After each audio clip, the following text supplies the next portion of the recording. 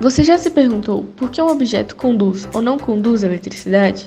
Meu nome é Júlia Barcelos e antes de começar a explicar o conteúdo, temos que entender o que é uma corrente elétrica. Denominamos corrente elétrica a todo movimento ordenado de partículas eletrizadas, ou seja, dos cátions e dos ânions. E para que esse movimento ocorra, é necessário que os íons estejam livres para se movimentar. Agora que nós já sabemos o que é a corrente elétrica, podemos passar para o próximo passo, que é se a sacarose conduz ou não conduz eletricidade. A sacarose, que é o açúcar, não conduz corrente elétrica, porque não tem íons livres.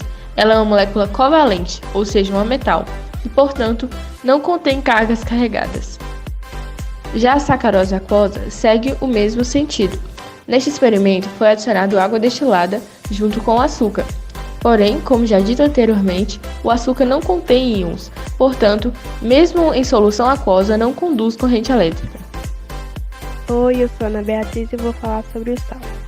Bom, o sal puro e sólido, ele não conduziu energia porque os íons dele estão presos no retículo cristalino.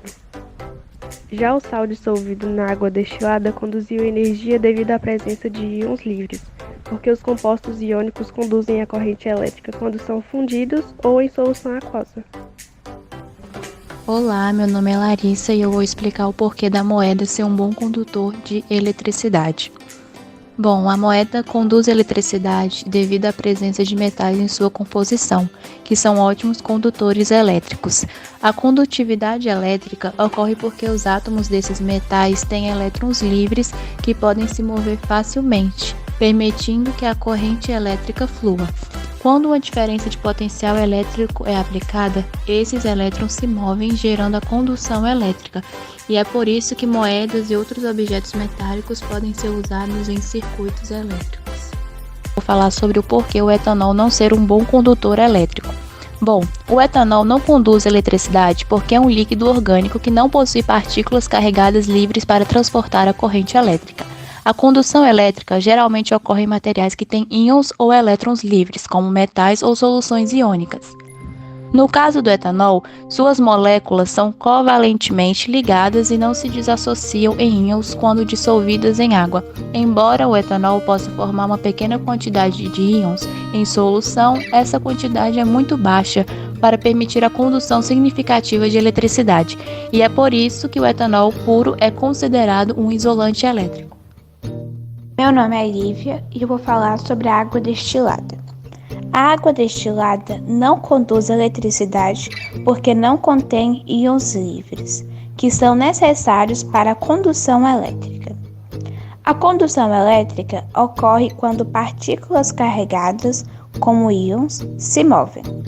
Na água destilada, os poucos íons presentes são insuficientes para permitir essa condução, pois ela é praticamente livre de impurezas ou minerais que poderiam se ionizar.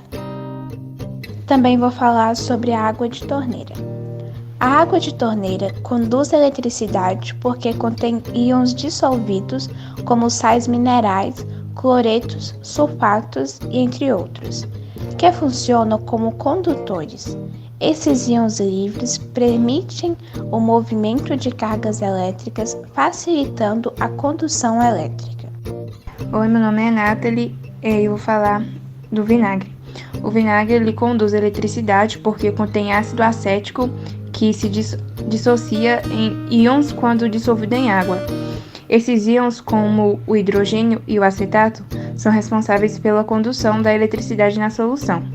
Todos os ácidos só conduzem corrente elétrica quando estão dissolvidos em água, porque quando estão em meio aquoso, eles sofrem ionização, ou seja, liberam íons. Agora eu vou falar sobre a borracha. A borracha não conduz eletricidade porque não tem elétrons livres ou íons que possam se mover e transportar uma carga elétrica. Por isso, é um bom isolante elétrico. Ela é classificada como um material elástico e isolante, sem propriedades metálicas, portanto sem condutividade elétrica. Meu nome é Júlia e eu vou falar sobre o grafite. O carbono grafite é um bom condutor de energia, porque os átomos do composto químico estão dispostos em anéis hexagonais e em planos, de maneira que forças de atração levam a deslizamentos e deslocamentos entre esses planos formados. É originada uma nuvem eletrônica, por onde esses elétrons circulam livremente, ocasionando a transferência elétrica e, portanto, a condução. O grafite é totalmente diferente do diamante, que também é formado por carbono, mas não conduz energia devido à estrutura diferente de seus átomos.